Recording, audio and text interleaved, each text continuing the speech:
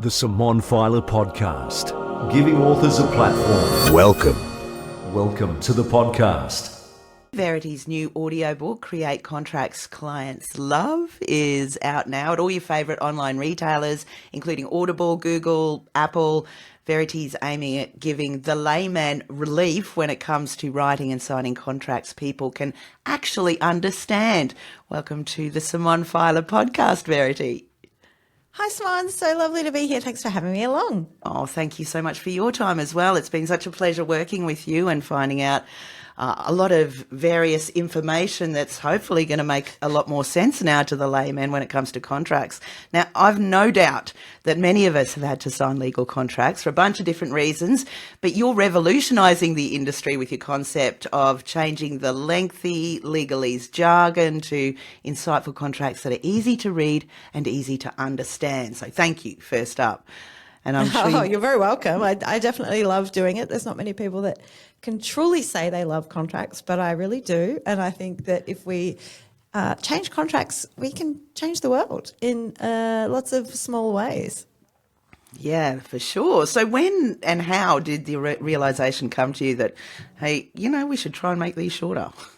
It was when I was a junior lawyer, and this is kind of showing how old I am now, but used to have to take big stacks of documents back even when I was a paralegal, and you would have to tab them up with these little sticky notes and run around to the executives and get them to sign, and they'd miss a spot and then they'd be up in Sydney, so you'd have to wait till they'd come back, you'd run around and sign it up again, take it and then scan it through, and one of the sticky notes would get stuck and like jam up the copier or the scanner, and you'd have to do it all again. It was just this absolute schmozzle. And so I thought there has to be a better way than this, and I started investigating electronic signatures. And then when we started the electronic signature process, I was like, actually, I think we can redesign the documents instead of just mechanizing these kind of crappy contracts that we already have. What if we started to redesign them so that they were easier to sign, making them more efficient? And to start with, I was just interested in efficiency. I was like, let's just get this done quicker.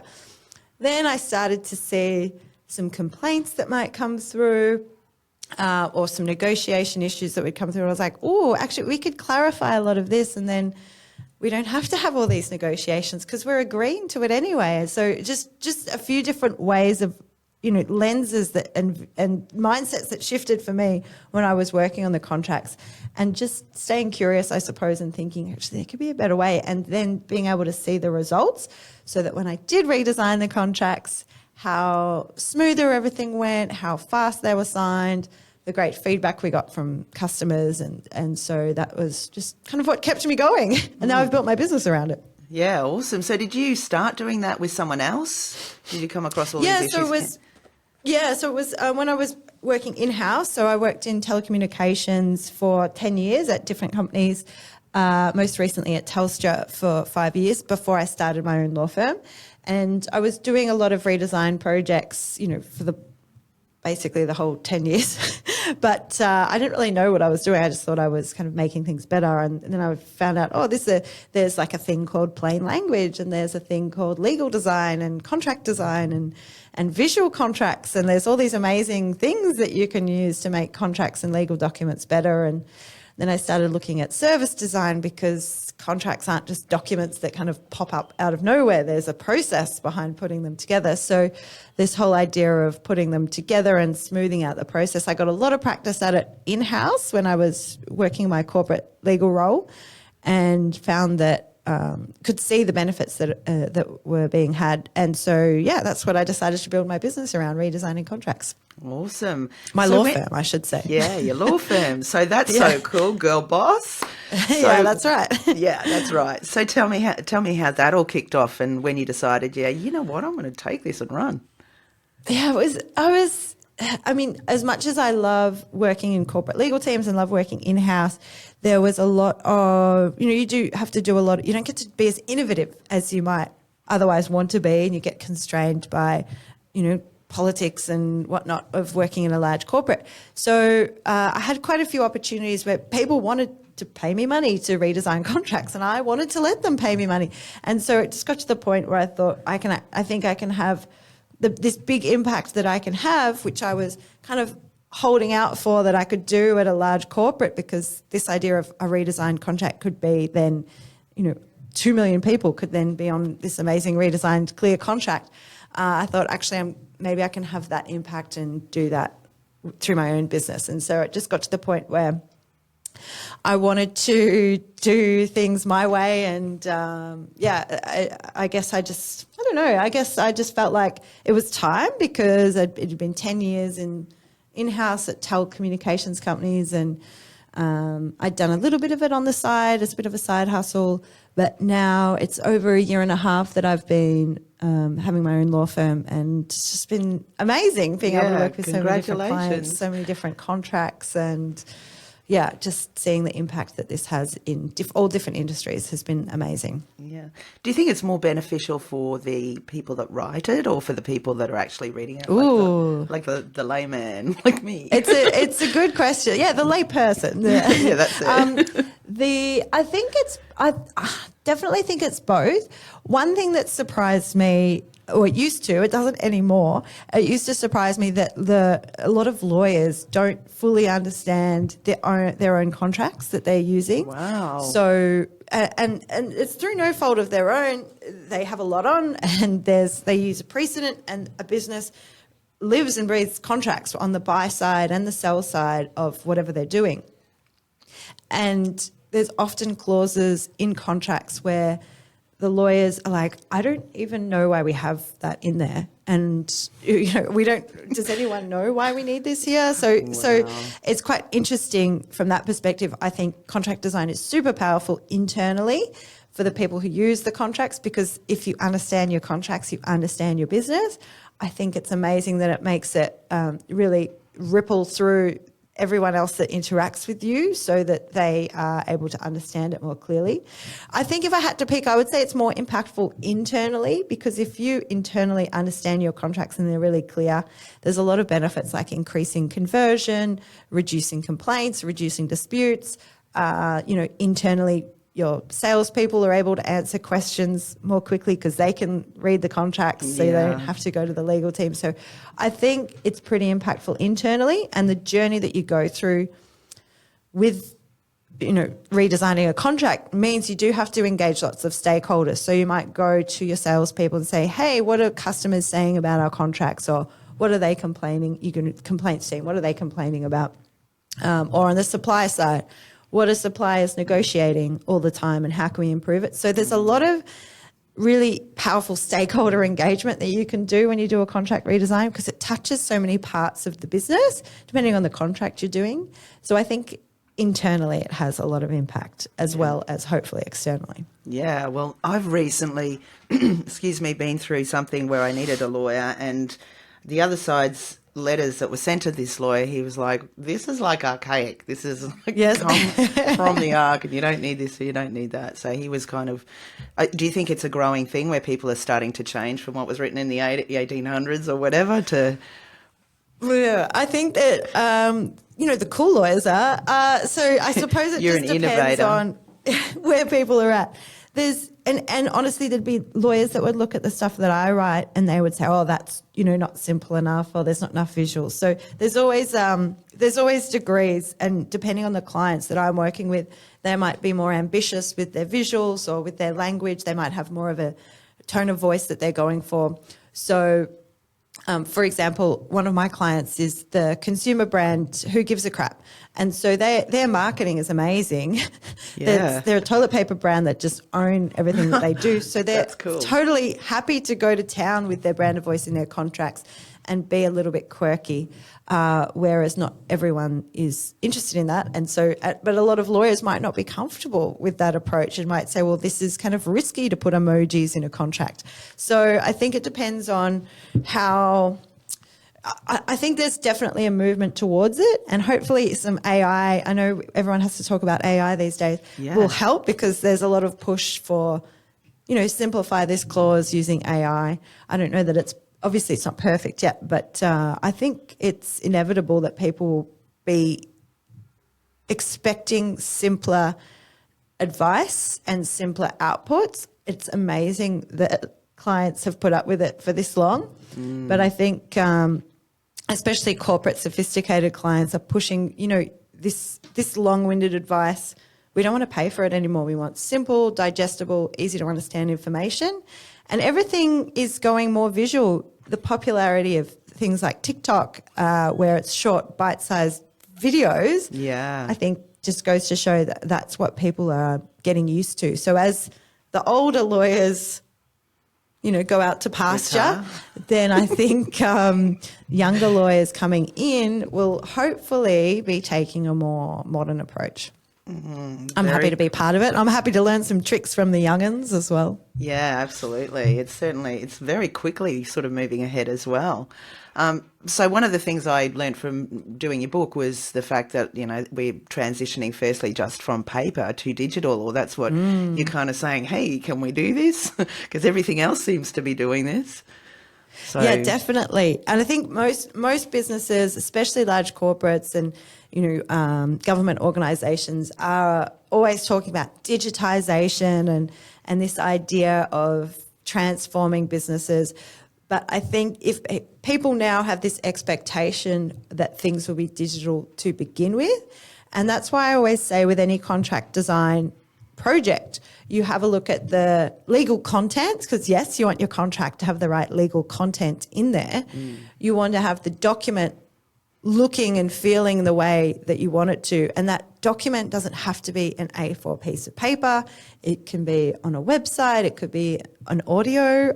It could be all kinds of different approaches. But then it's the contract process as well. So it's the process, the document, and the legal content that all work together in perfect harmony, hopefully, because the process that you might want to have your contracts signed, and that's generally going to be a digital process. Like, who wants to run around and get something signed on wet ink? There's only very limited circumstances where you might want that these days. Obviously, check the laws that apply to your contract. But in most instances, electronic signature or click to sign is going to be the approach that you want. And taking that digital first approach with most contracts is going to be the right approach, because it's going to be more efficient and means that things get signed quickly.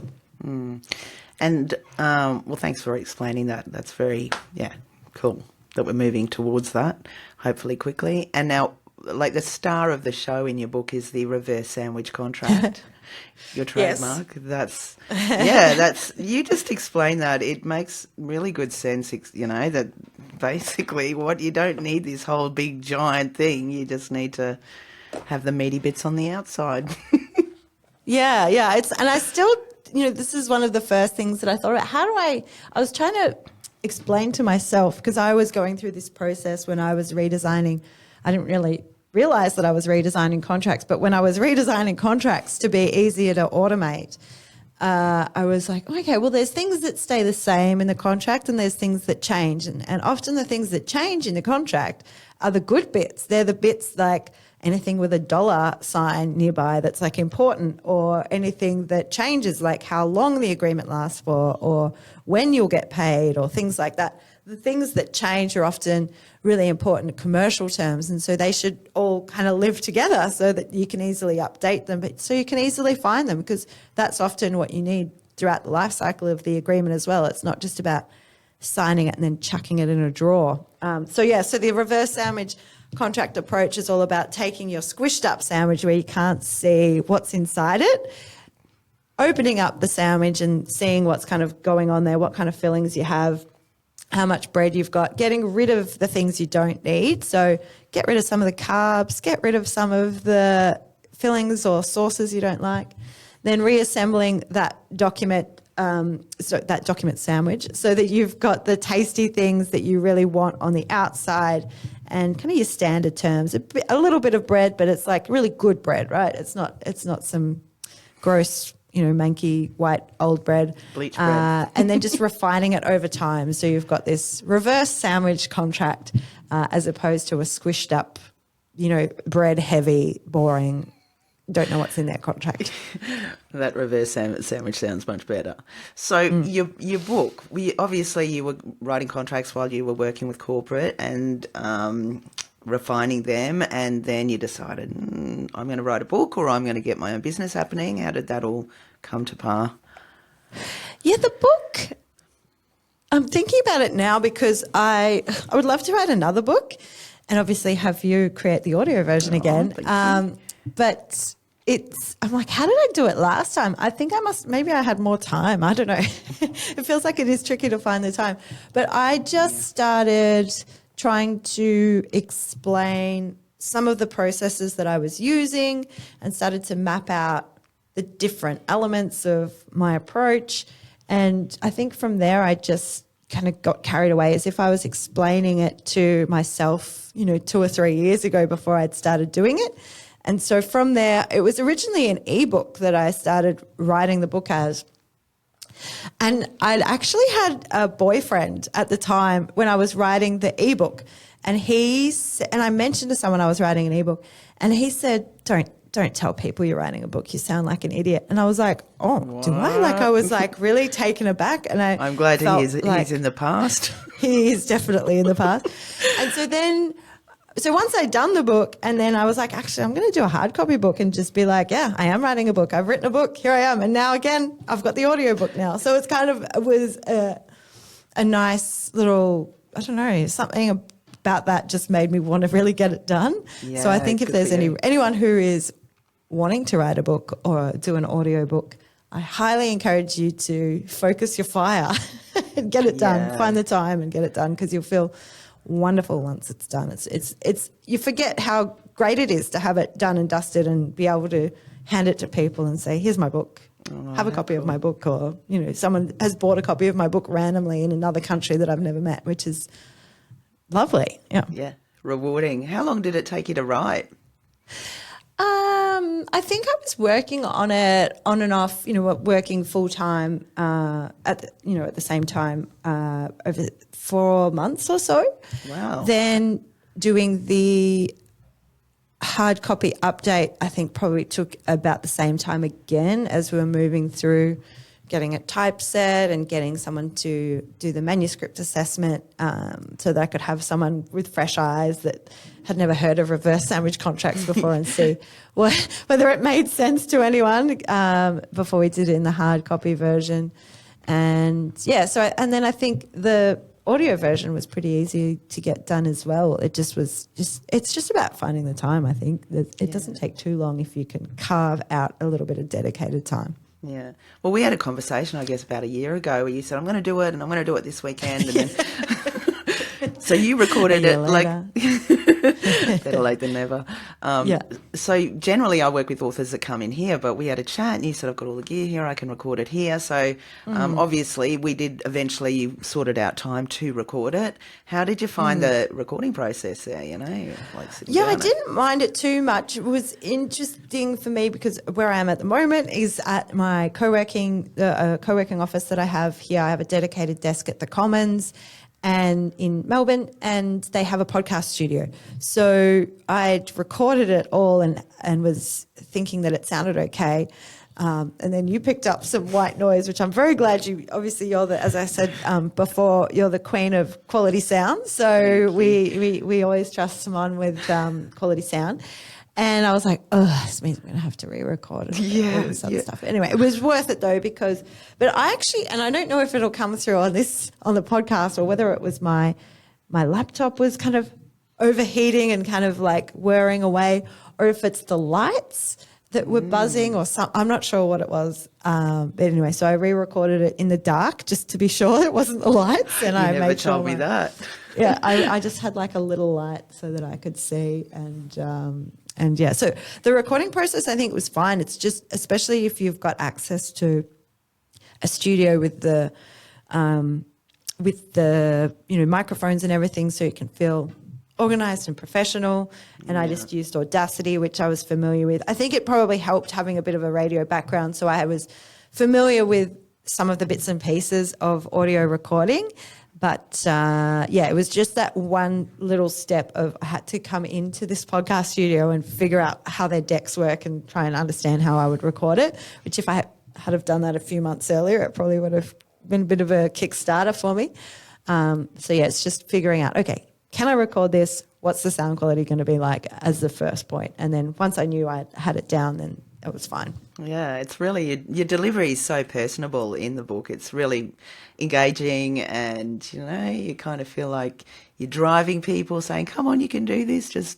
So I really like your delivery. So you worked in radio. Tell me a little bit about it. If you've got time, let's talk about that for 2 minutes. That's my background. Worked, volunteered. No one paid me to do anything in radio. But yeah, I was studying journalism. Many of my previous lives to law, I was studying journalism, and then I was volunteering at a community radio station producing the Drive Show, which was a lot of fun, just reaching out to record labels and getting music and bands to come in for interviews and coming out with fun things for them to talk about, which was a lot of fun. Really enjoyed it. Then I started my own show that was all about Australian music, so that was lots of fun. And then it kind of just became a bit too much effort once I moved to Melbourne. So because it was based down in Geelong where I grew up. But yeah, I really enjoyed it. It was such a wonderful time of my life back before pre-law. Yeah. So it would have been cool if I'd kept it up. Yeah. Well, so I was going to ask you that, my background, I wanted to be famous, and the closest thing to me, I can't sing, was getting on the radio and doing that. So that's what I did. But I kind of always, was pursuing that. But were you doing a journalism degree to begin with? Were you pursuing something like that? And how did you end up in law? Well, I did the journalism one semester, which I did not unenroll from, and had to pay for a semester of university, which I did not attend. Oh. And then I think it was, I was doing a Bachelor of Business. So I've got a Bachelor of Business, a Bachelor of Law. And I didn't really know what I wanted to do. I should have done law straight from the start. I don't know why I didn't. But anyway, it probably worked out for the best. Probably worked out for the best. But yeah, it was, I think it was, it was just, I don't know. I ended up doing law because I was quite interested in it. I felt like the analytical side worked for me. I like the rules based, and I like this idea of giving people a fair go. I don't know if the law actually helps with that all the time, but I think that idea of fairness is something that I've kind of always had, and maybe that comes through to why I like making clear contracts, because if things are balanced and clear, I just think that concept of fairness is one that's really close to my heart. I think just keeping things balanced, fair, even makes sense wherever we can. That sounds amazing. Everybody wants to have you on their side as a lawyer. And have well, except for the people who want to screw over the other side, I suppose. Yeah, you're not doing that. That's good. So this is the print copy. It's back to front, is it? Hopefully it comes out. No, it's perfect from here. Oh, is it? Okay, it looks back to front to me. But yeah. How exciting that you've done the book. You've got the hard copy, you've got the ebook, and you've got the audio book. So there to the X. Yeah, that's right. Yeah, and a workbook. There's a workbook that goes with. Yeah, the book. That's right. So people can link to listen to it. So would you recommend other lawyers or anyone writing contracts or anyone that wants to understand a contract read your book? Who needs to listen to the book? So I think I kind of talk about it as it's great for lawyers or anyone who works with contracts on a regular basis. So any kind of commercial contracting professionals who are interested in different ways to approach legal and business documents, because I always thought, only lawyers will be interested in this. But after having, the manuscript assessed and a few other people have been like, this is actually really good for, just general business. So, but yeah, it was intended to be paralegals, lawyers or contracting professionals who are kind of a bit frustrated with the way contracts are currently. Awesome. And where can people find you, Verity? Checklist Legal. They can find me on, Checklist Legal on Instagram, on LinkedIn. I'm Verity White on LinkedIn. I'm always kind of popping up at all different events around Australia. I'll be in New Zealand next month for Lawfest. I get around. Fantastic. And what about, you were mentioning before you do a podcast, you said I've kind of not done it recently, but have you got old reruns? Are you going to get back into that? Yes. Well, it's amazing evergreen content on the podcast, so you can listen to it anytime. But yes, I'm hoping to carve out a little bit more time again to get that up and running. So probably more of an interview basis, I think, this time, as opposed to me just sharing. So it was very contract focused for the first kind of 10 episodes. And then there's an episode of me presenting at a Legal Tech Fest. So I think some more interviews with amazing people who are being a little bit rebellious in the law. So talking to some legal rebels. That sounds exciting. Hopefully, People changing the lay of the land. That's right. Yeah, exactly. We've got to shake things up a bit. Yeah, exactly. Hey, it's been so good talking to you. You're awesome. I've loved working with you on your book. Congratulations on the release and, for your business on the up and up.